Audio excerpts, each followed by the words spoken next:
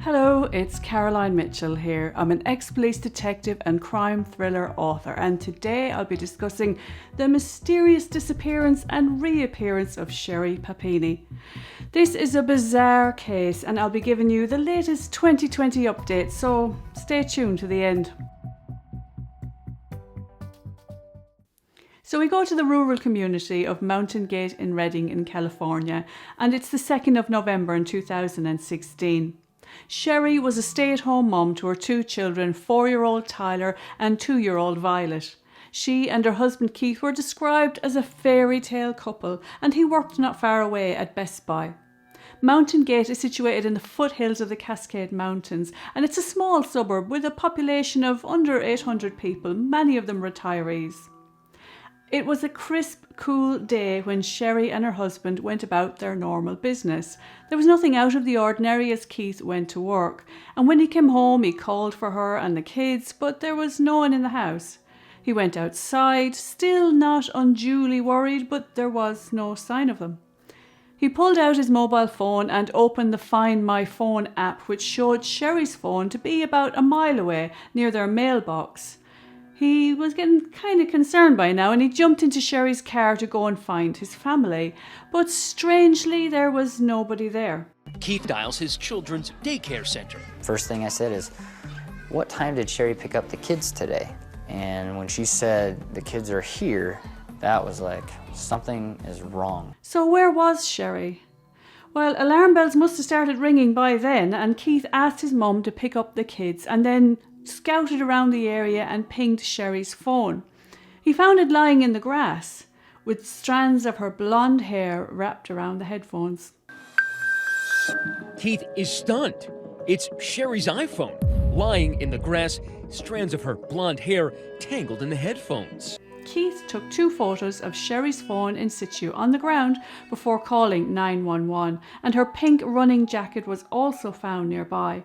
He later said that he came to the conclusion that his wife had been abducted while out jogging that morning. Sherri was 5'3", about 105 pounds, and she was 34 years old. The story hit the news in a big way as Keith made good use of the media to bring attention to his wife's case. Coming, honey, I'm trying. I'm doing everything I can. And I love you. People describe Sherri as a super mom, someone who would never have voluntarily left her children. Police deputies made a public appeal saying that they considered Sherri to be at risk due to the circumstances of her disappearance, and as word spread, more and more people joined in with the search. Yellow ribbons and posters were stapled to fences and trees as word spread. Keith was distraught. Now at this stage, police would be speaking to neighbours and close-up acquaintances as they built up a detailed profile of Sherri's life. They would check her financial status, intelligence reports, see if there was any domestic incidents recorded, any previous visits from police. It's very rare for a grown woman in her 30s to be abducted by strangers, so they would also speak to close friends and people in the community to ascertain if there was any friction in her relationships or if she or her husband had been having an affair. Now, I'm not saying she was, but in my experience in the police, these are all things that would cross their mind. They would also look for CCTV, and with the advent of home security devices, there's much more prevalence with them now, and it's surprising what you can find. But Sherri went missing down a quiet road. There's lots of nearby undergrowth with brooks and streams too. Drones, dogs and helicopters would be utilised in cases such as these, as officers are working against the clock. Sherri had been previously married, so a call-on was made to her ex-husband who was out of state, and he said they hadn't spoken in years. They made inquiries with nearby hotels and motels to see if there was any sightings there. But police would also have looked at the evidence that Keith presented to them. The placement of Sherri's phone just didn't seem right. I mean, can you imagine if you're jogging and someone grabs you from behind? Your phone would either fall out of your hand or wherever, you're holding it. And, would it look as neat as the one in the picture? The headphones are like neatly wrapped around it. And as for the hair, wouldn't that have just blown away? It's almost like someone set the scene, wrapping a few hairs around the phone for good measure. Well, police used tracker dogs and they didn't pick up any scent around the area where the phone was found. Officers told the media they were keeping an open mind. A very emotional Keith made several media interviews and started a GoFundMe page to fund his wife's investigation, and it raised just under $50,000. Now, it's only natural that the immediate family would be looked at, but he took a lie detector test and passed. So while some people weren't fully convinced of Keith's innocence, it came to light that Sherri was not the only person to disappear while jogging in the area.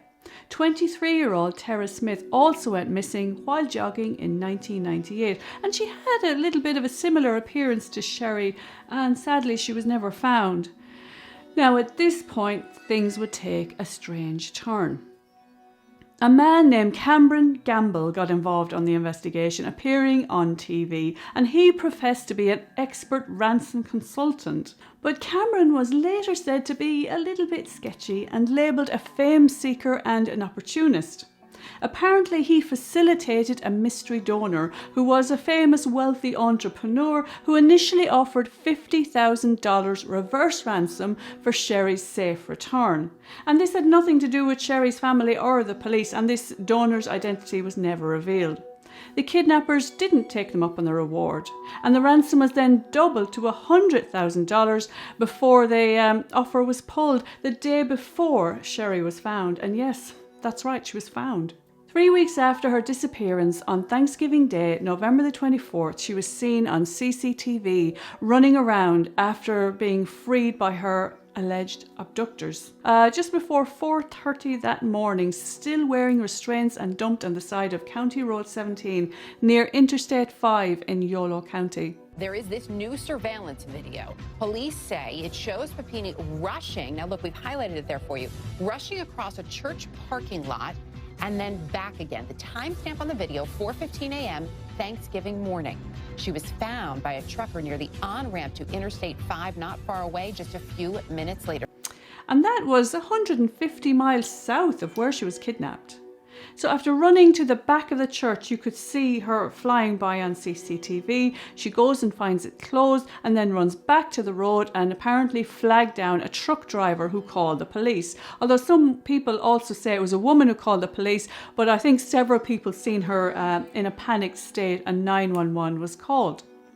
The main thing is that she was safe, but she was said to have been bruised and battered and burned by a branding iron, and her hair had been cut and she was very underweight. According to her husband, the bridge of her nose had been broken, and he also said that she'd been thrown from her abductor's vehicle with a chain around her waist which was attached to her wrists and a bag over her head. Sherri was admitted to hospital and later told police that 2 Hispanic women armed with a handgun had abducted her while she was out jogging on the day she went missing. She said they bundled her into the car, beat her and held her captive in a basement before one of them finally left her on the side of the road. She was emaciated and had a 1/4-inch thick chain around her waist and host clamps on her wrists. And she said she was said to have had bruises in various stages of healing, indicating that she had been physically assaulted multiple times over a long period of time, according to a police news release. But the only description that Sherri could give of her captors was that one of them was between 20 and 30 years old and had long curly hair, pierced ears, thin eyebrows and a thick Spanish accent, while the other one was between 40 and 50 years old, with thick black eyebrows and light black hair with some grey strands. She said they were driving a dark coloured SUV with a large rear side window when she was abducted. But her description was very vague, and she said they were either wearing masks or she'd been blindfolded the whole time during the 3 weeks that she was beaten, starved and kept in chains. According to Sherri, the day she was released, she heard the 2 women arguing, then a gunshot rang out. One of the women came in, took her in the car and dumped her on the county road. Police said that Sherri had been cooperative and courageous while being interviewed. In cases like these, the victim is the crime scene, so her clothing would have been seized, as well as fingernail scrapings taken, hair combings, photos taken of any injuries, and so on and so forth. She would have been asked very detailed questions about her whereabouts, as even if you've been in a room where you've been held captive or been blindfolded, you can still describe things like sights, smells, textures, temperatures, sounds. I mean, these are all the things I have asked victims in the past when I've been interviewing them to help them jog their memory. Even something like the smell of alcohol on someone's breath or cigarettes off their clothing can be good descriptors to come into play. But police seized Sherri's clothing and they did find DNA on her clothes, 2 sets in fact, one belonging to a male and one belonging to a female. Now, she would have had to have very close contact with another male for the DNA to still be on her clothes, or he would have at least had to have very close contact with the clothes for his DNA to appear. But Sherri said she'd only seen 2 women the entire time. Now, I know people said that this is very vague, but to be fair, we don't know exactly what she did say to the police, so we can't really discount a male being involved behind the scenes without knowing more. All we do know is that the DNA found did not belong to Sherri's husband, and when police checked the records, they didn't find any matches for it on the system. Sherri became a virtual recluse after she went home, rarely being seen outside. And after the huge flurry of media attention, people still had a lot of questions that they weren't keen on letting it lie. Inconsistencies arose as investigators tried to collaborate the story, including a cut on her foot that she claimed her attackers gave her, but which wasn't found when she was hospitalised after turning up. A motive for her kidnapping is unclear since no ransom was demanded and Sherri wasn't known to be involved in criminal activity such as drugs or crime. But during press conferences, police refused to be drawn and they wouldn't give any details on what evidence, if any, they had gained. But they did say that they couldn't find a motive as to why she was taken, or indeed if this was a ransom or planned abduction. So rumours began circulating with regards to the case. Police said that before her disappearance, Sherri had a texting relationship with another man from Michigan. Now, this had gone on for months apparently, and they had planned to meet before Sherri disappeared.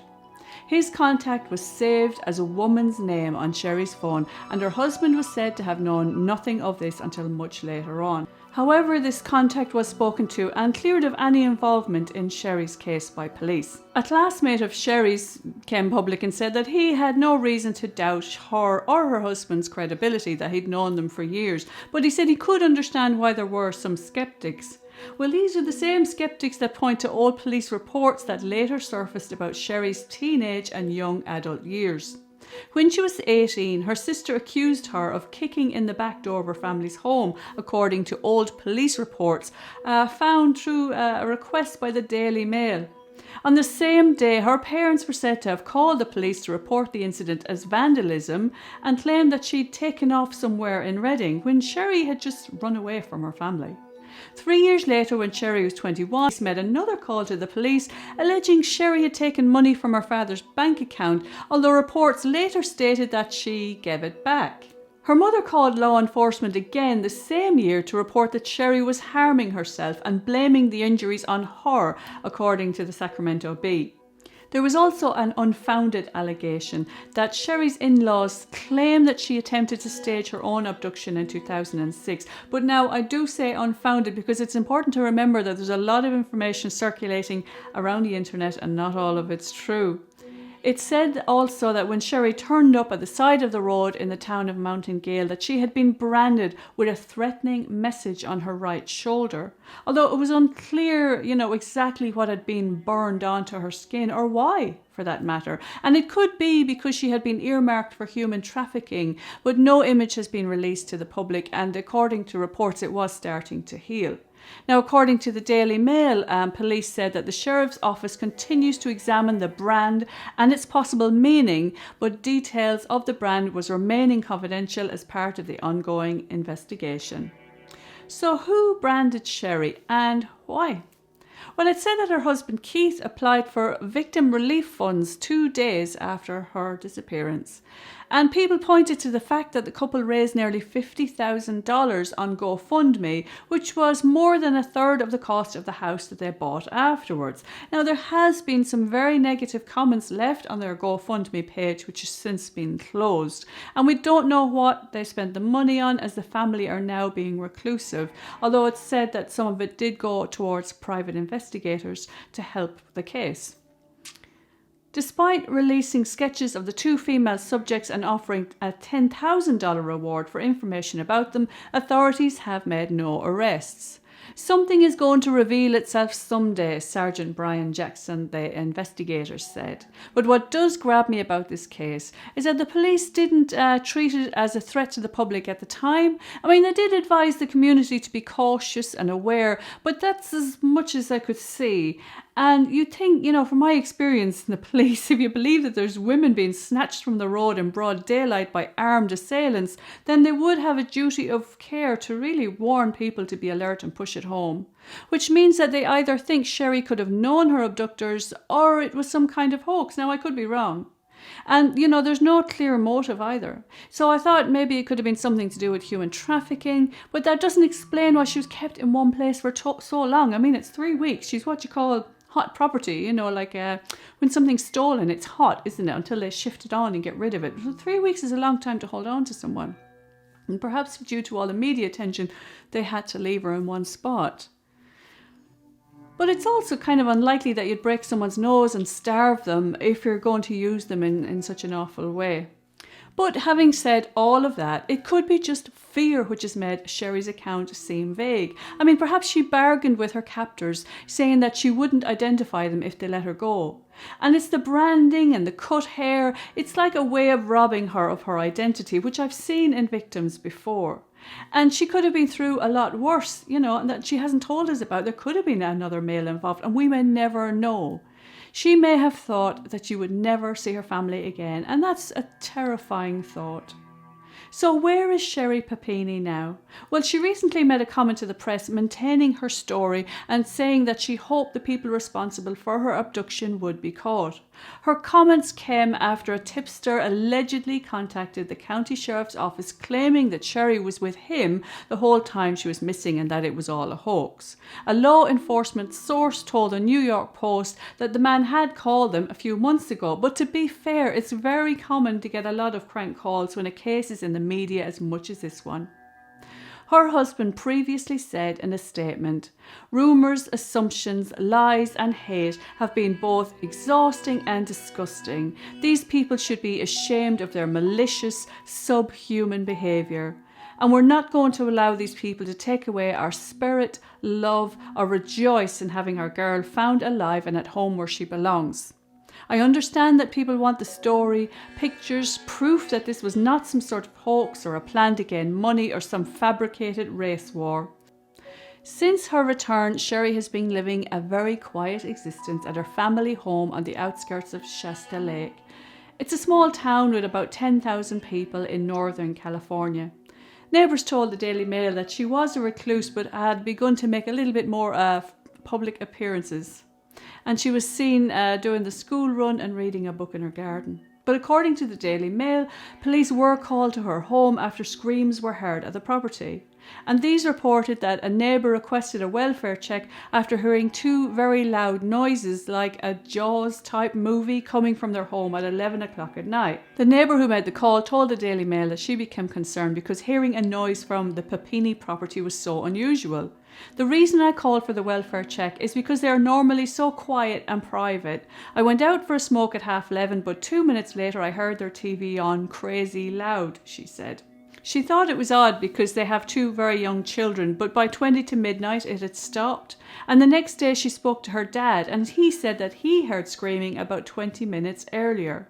And in the years since the incident, the Papini family have done their best to stay out of the limelight. I guess they just want to get on with their lives, whatever happened. I mean, what do you think about this case? Do you think it was a case of kidnapping, or was the whole thing a crazy, bizarre hoax? Because one thing's for sure, it has more questions than answers, and it doesn't look like it's going to be solved anytime soon. Thanks a million for your support. It really does mean the world to me. And I recently did a live Q&A that you might like to check out. I had two very special guest stars, my dogs Victor and Jack. So check it out if you'd like to see behind the scenes. And if you got value out of my video, I would hugely appreciate a like. And if you'd like to see more, then don't forget to subscribe. And remember that these cases are thankfully rare, so don't let them keep you awake at night. So until next time, take care of yourself. Bye bye.